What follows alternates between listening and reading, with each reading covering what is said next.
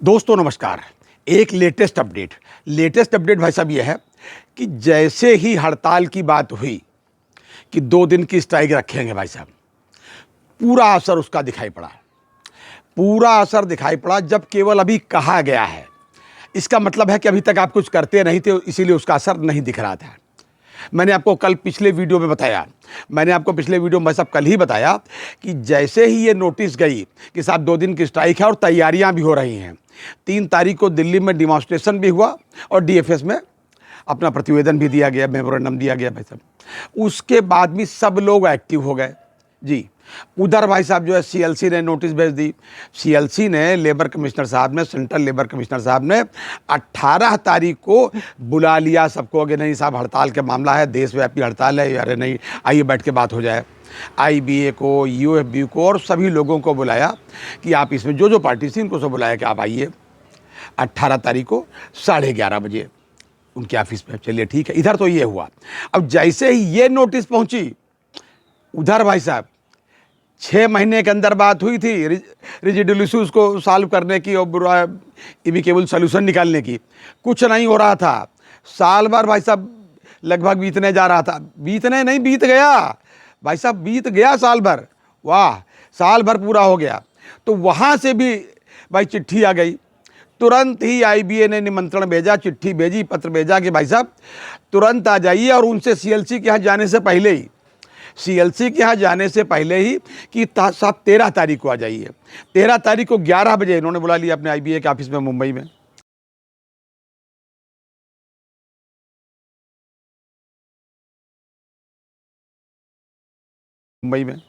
कि आइए भाई साहब रेजिडुअल इशूज़ पर बात हो जाए।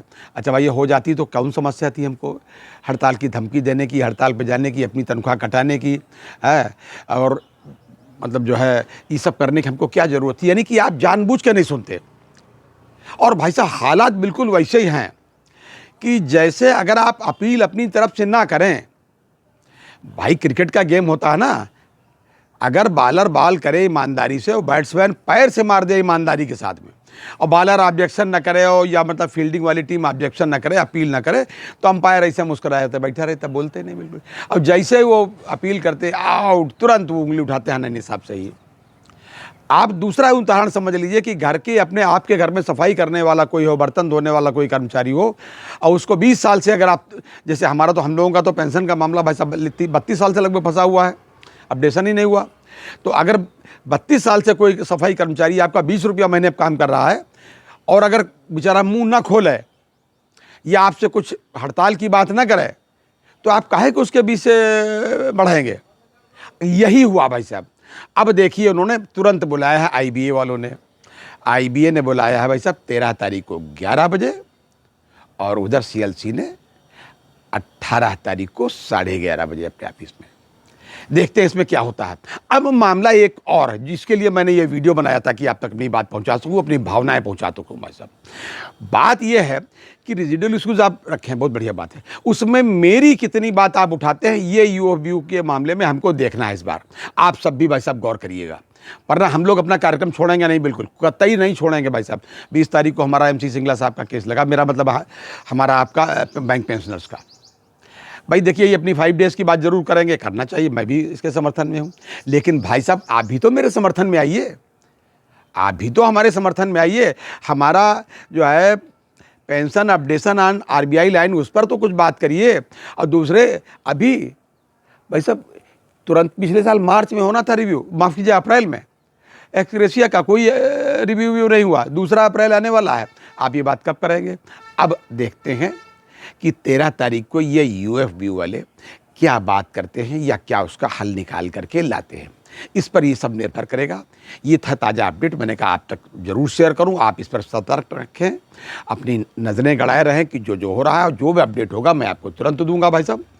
और मुझे उम्मीद है कि शायद कुछ अकल आ जाए आईबीए वालों को कि कोर्ट में झूठा जो एफिडेविट दिए हैं, उनकी डांट खाने से पहले, वहाँ से सज़ा मिलने से पहले, कि आपने झूठा एफिडेविट दिया है, सज़ा मिलने से पहले आप सुधार कर सकते हैं। एक मौका है, आखिरी मौका, मैं तो उसको समझता हूँ कि अगर कर लें पेंशन अपडेशन की बात तो बड़ी अच्छी बात है।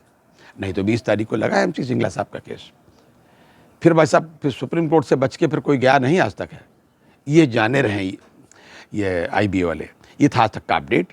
अगली बार किसी अन्य अपडेट के साथ फिर हाजिर होते हैं, तब तक के लिए इजाज़त दीजिए। और हाँ, अपनी सेहत का पूरा भाई साहब ध्यान रखिए। जी हाँ, जय हिंद, जय भारत, नमस्कार।